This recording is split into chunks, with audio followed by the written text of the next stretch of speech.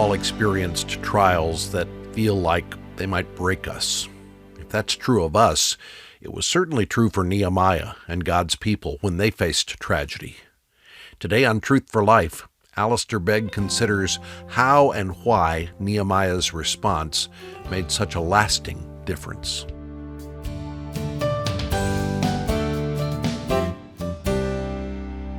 Nehemiah chapter 1. The words of Nehemiah, son of Hakaliah.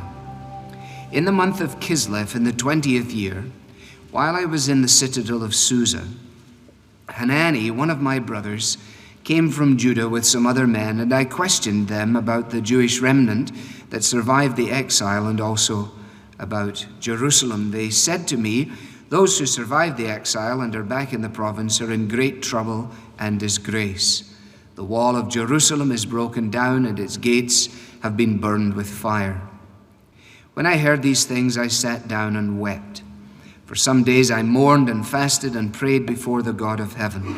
Then I said, "O Lord God of heaven, the great and awesome God who keeps his covenant of love with those who love him and obey his commands, let your ear be attentive and your eyes open to hear the prayer your servant is praying before you, day and night, for your servants, the people of Israel. I confess the sins we Israelites, including myself and my father's house, have committed against you. We have acted very wickedly towards you. We have not obeyed the commands, decrees, and laws you gave your servant Moses. Remember the instruction you gave your servant Moses, saying, 'If you are unfaithful, I will scatter you among the nations.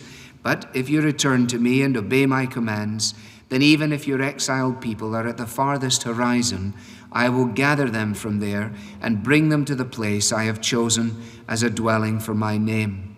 They are your servants and your people, whom you redeemed by your great strength and your mighty hand. O Lord, let your ear be attentive to the prayer of this your servant and to the prayer of your servants who delight in revering your name. Give your servant success today by granting him favor in the presence of this man." I was cupbearer to the king. In the month of Nisan, in the 20th year of King Artaxerxes, when wine was brought before him, I took the wine and gave it to the king. I had not been sad in his presence before, so the king asked me, "Why does your face look sad when you're not ill? This can be nothing but sadness of heart." I was very much afraid, but I said to the king, "May the king live forever. Why should my face not look sad when the city where my fathers are buried lies in ruins and its gates have been destroyed by fire?" The king said to me, "What is it you want?"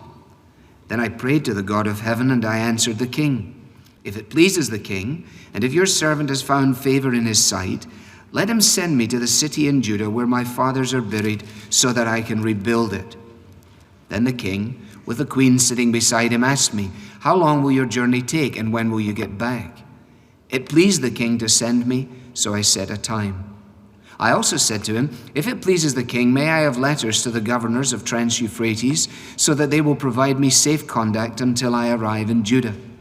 And may I have a letter to Asaph, keeper of the king's forest, so he will give me timber to make beams for the gates of the citadel by the temple, and for the city wall, and for the residence I will occupy." And because the gracious hand of my God was upon me, the king granted my requests. So I went to the governors of Trans-Euphrates and gave them the king's letters. The king had also sent army officers and cavalry with me. When Sanballat the Horonite and Tobiah the Ammonite official heard about this, they were very much disturbed that someone had come to promote the welfare of the Israelites. There's probably little doubt that you could say that Nehemiah lived on the edge. His job essentially demanded it. To be the cupbearer to the king possessed immense clarity. You drank the stuff. If it was poisoned, you were a goner. Goodbye, Nehemiah, and long live the king. So you needed to be the kind of individual who was shrewd, the kind of individual that had an eye for detail. You would need to be able to gauge character and pay careful attention to those who were around, especially since the position that one fulfilled was of such strategic importance. He's introduced to us in a matter of few words in the opening of the book. We are told who he is, Nehemiah, the son of Hakaliah. And there it ends.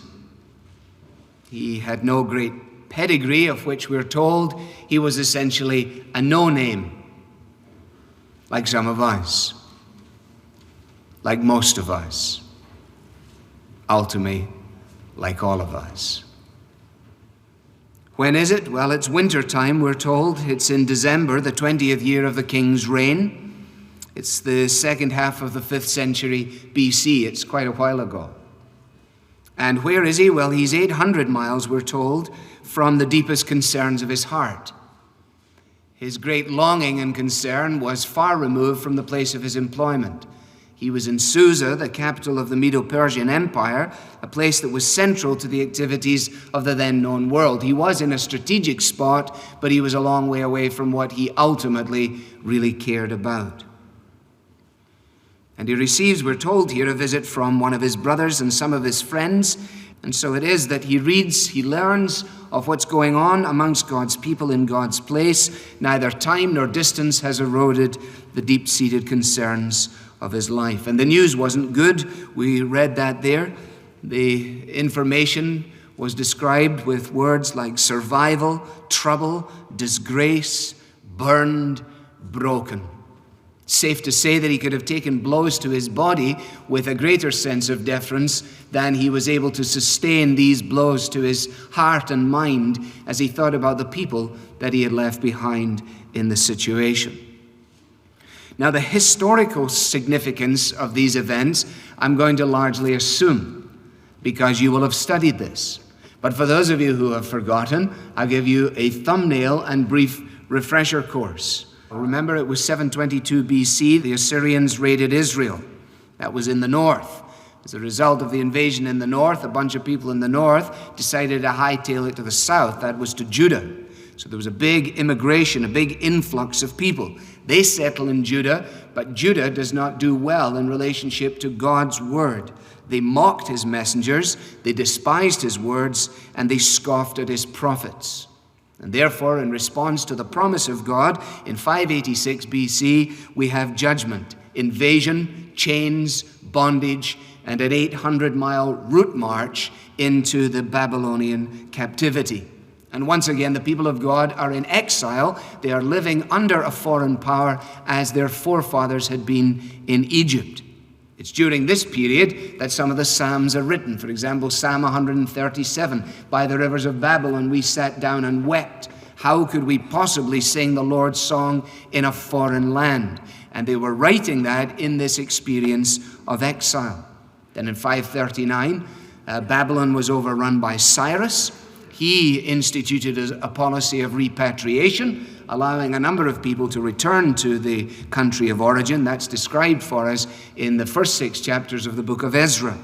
And there you read of how a small company went back. They began to rebuild the ruins, only to have their project come to a grinding halt all over again as a result of the intervention of Artaxerxes. And you can read that in Ezra chapter 4 and verse 23. Now, it was news, I believe at least, of the second desolation which was being brought to Nehemiah. And in response to discovering what was happening with the work of God, if you like, in Jerusalem, Nehemiah, was overwhelmed by sorrow. Now, people can respond to circumstances simply by rehearsing them or bemoaning them. That is largely the case in the moving amongst people who do God's work in our day. It's not difficult to find a group of people who are able to describe the circumstances and lament them. Oh dear, isn't this dreadful? And oh, are we not in a sorry predicament here? And oh, I never imagined that it would be like this. And you're only in these people's company for 4 or 5 minutes till you find yourself thoroughly depressed. They are poor souls. And we are poor souls to the degree that we engage in that kind of thing. Not that we are triumphalistic, not that we are jingoistic or unrealistic, but that we must always come to the circumstances which confront us within the church, within our churches, within the work to which God has called us, in light of the fact of who God is. And in seeing God in all of his glory, we then look at man in all of his predicament. And every so often on the stage of human history, when the light seems to be most extinguished, and when circumstances appear to be at their darkest, God, having fashioned somebody unbeknown to others, raises them up in that moment in time. And what was needed in this circumstance was a man who could make a difference. The world, someone said, will always make way for the individual that knows where they're going. And it is clear, as we're about to see, that Nehemiah was someone who could cope in the midst of ruin and despair, and who could not simply cope, but who could also forge ahead. Somebody who could establish a vision. And when I say establish a vision, I do not mean an individual who could talk in sort of dramatic possibility terms, but somebody who could bring the truth of God to bear upon the circumstances of the now in such a way that he was able to encourage those around him to become partners in the very work of God. And so God puts his hand on an ordinary man with an extraordinary gift for an out-of-the-ordinary responsibility. That's the way he chooses to do it. Ordinary people to whom he gives extraordinary gifts for out-of-the-ordinary challenges. That's probably where most of us are living our lives. And therefore, we do well to consider the pattern that is established here by Nehemiah. I want to trace a line through this by encouraging you to notice, first of all, his reaction. His reaction. When I heard these things, he says in verse 4, the way in which you and I react to circumstances tells a great deal about us. And especially those of us who have been entrusted with positions of responsibility, we have unique challenges in this area because of the way in which our reactions will affect the reactions of other people. Nobody lives to themselves, no one dies to themselves, and certainly in leadership, we have a real challenge there. Maybe that there are some airline pilots here who fly commercially, and I always marvel when we have encountered some of the severest turbulence that you think a plane can stand, when you finally hear the captain's voice over the intercom, it is always with such poise. Ladies and gentlemen, I'm sorry about that little bump. I mean, coffee has been going off the ceiling. People have been screaming, and prayer meetings have been happening instantaneously with people who don't even believe in God. And finally he comes on and he says, I'm sorry about that little bump, you know. Or when we did a go-around in a 747 coming out of London into Pittsburgh, we were wheels down and within 3 miles of the runway, and he pulled it out. And the child in front of me started to shout, I don't want to die, Mommy, I don't want to die. Which was really bad because I wanted to shout the same thing. And eventually, when we went back into the nether darkness, his voice came out again and he said, I'm sorry to have to give you the scenic tour of Pittsburgh this evening. It was very reassuring to me. If he'd come on and shouted, whoa, hey, woo, I'd be with the kids, you know. Now, when you take the people going up to examine the circumstances as dispatched by the leadership in the book of Numbers, the 12 men who went to spy in Canaan, as the children's song says, 10 were bad and 2 were good. They all saw the same stuff. They all experienced the same place. They all encountered the same challenges. They were all aware of the same opportunities, and 10 of them said, shut it down. We shouldn't do this. It can't be done. There are giants in the land. And 2 said, with God, we can take the place over. Caleb and Joshua. The proportion is largely the same, it would seem to me, whether it's in your session or wherever it is. You got 12 guys, there'll be 10 of them that know why it can't possibly be done, and leadership is going to have to be prepared to stand up and react in a different way. And so the reaction of Nehemiah is illustrative for us. Notice the depth of his devotion, the extent of his compassion. This is no formalized mourning on his part. This is not a concern on Nehemiah's part about buildings and walls and gates, as we will see. He wasn't weeping because the walls had broken down. He was weeping because of what the broken down walls represented.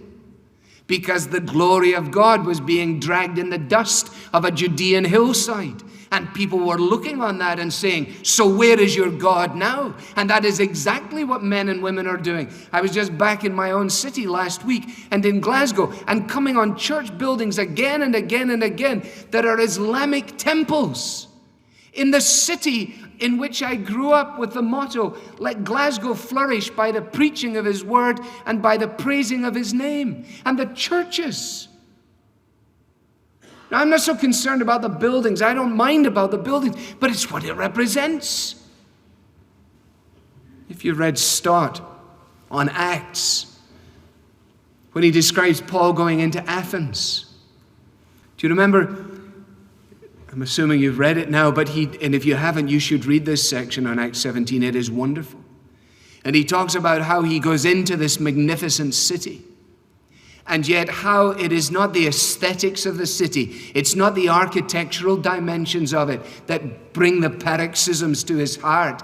It is the fact of the idolatry of the place and the godlessness of it and the abject poverty of spiritual reality that distresses him to the very core of his being. And Stott says from his book, when is the last time any of us went into a contemporary Western city and were grieved to the very core of our being for the tragic emptiness of the Church of God in our day and generation? You see, it takes the Spirit of God to create that kind of reaction in the life of a man or a woman. It is not a natural response, it is a supernatural response. And that, you see, is what marked Nehemiah out as a man of vision amongst people who encountered the same circumstances but did not react in the same way. He sat down and he wept. Who will weep for the 22-minute service? It would be funny were it not so tragic, huh? I don't want to come to you as the prophet Amos, but I do believe that without a real significant move of the Spirit of God in this country, we're probably less than a quarter of a century away from duplicating the demise of Western Europe. And the deadness and emptiness of a bereft evangelicalism may then, if we're alive, grant us tears. See, the key thing is that we need that dimension of understanding, like the men of Issachar, that we would understand the times in which we live and we would understand the God who rules over those times. So his reaction is one of devotion, it is one of compassion, it is to cry, it is to weep, it is to mourn. But notice that his counteraction is also vitally important. He doesn't simply dissolve into a bucket of tears, but he fasts. He sets aside his normal intake of food, the routine that is attached to it, for the express purpose of seeking God. And in the experience of that, he comes to him in prayer. He knew that none other than God could accomplish what was necessary. If the city was to rise again, if the gates were to be restored, if the glory of God was to ring, then it would all be as a result of God's intervention. Unless the Lord builds the house, they labor in vain that build it. What do you find the hardest part of gospel ministry? Is prayer not close to that? It is for me. The challenge of public prayer, in really praying, the challenge of personal prayer, in really praying, the challenge of believing that if I were to spend significantly more time seeking God on my knees than scribbling about God in my notes, that in actual fact God may yet be magnified to a far greater degree than has ever happened. If, said someone, our prayer is meager, it is because we regard it as being supplemental and not fundamental. that we can do more than pray after we've prayed, but we can do more than pray until we've prayed. One of the commentators, I think a man by the name of Barber, although even looking at my notes, I can't think who he is. He says this in a little trilogy: the self-sufficient do not pray, they merely talk to themselves. The self-satisfied do not pray, they have no awareness of their need. The self-righteous cannot pray, they have no basis upon which to approach God. And therefore, any attempt to explain the visionary impact of Nehemiah or of others like Nehemiah that fails to see this essential element as being, namely that, an essential element, will in itself be flawed.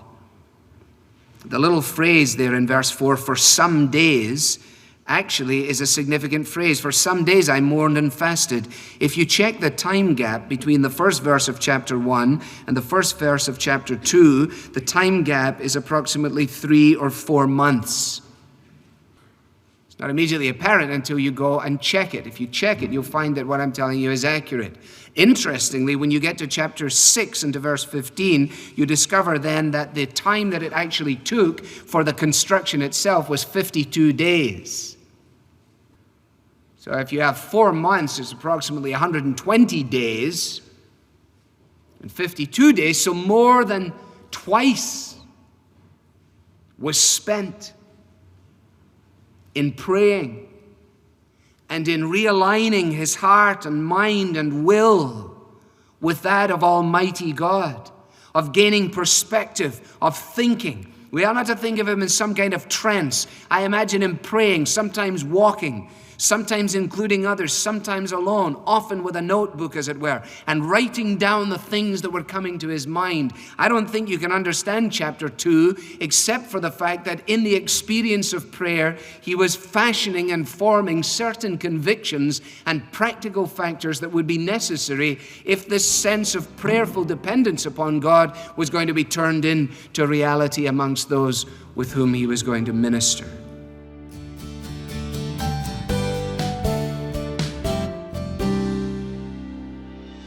Reacting with compassion and counteracting with prayer. That's from Alistair Begg's teaching today on Truth for Life. We'll continue this message tomorrow. Alistair originally preached this message to an audience of pastors, and as much as ever, our pastors really need our prayers and our encouragement. I mention this because October is Pastor Appreciation Month, a great time for you to reach out to those who help lead your local congregation. Let them know how thankful you are for their leadership. And if your pastor's anything like me, he loves books and sermons, you'll find a terrific collection of pastors' resources in our online store at truthforlife.org/store. We recommend a USB titled The Pastor's Study. It contains more than 60 messages from Alistair. It's available for purchase for just $5. Or you can share the Pastor's Study for free through the Truth for Life app by passing a link to your pastor. There's also a transcript that accompanies each sermon. Finally, the Basics Conference for Pastors and Church Leaders, which is hosted by Alistair, is now scheduled for May of 2022. The conference takes place just outside of Cleveland, Ohio. Registration to the conference also makes a great gift for your pastor. Visit basicsconference.org to learn more. I'm Bob Lapine. If the men and women mentioned in the Bible are ordinary people like you and me, how does a simple cupbearer find the courage to face an out-of-the-ordinary challenge? Find out when Alistair continues this message tomorrow. The Bible teaching of Alistair Begg is furnished by Truth for Life, where the learning is for living.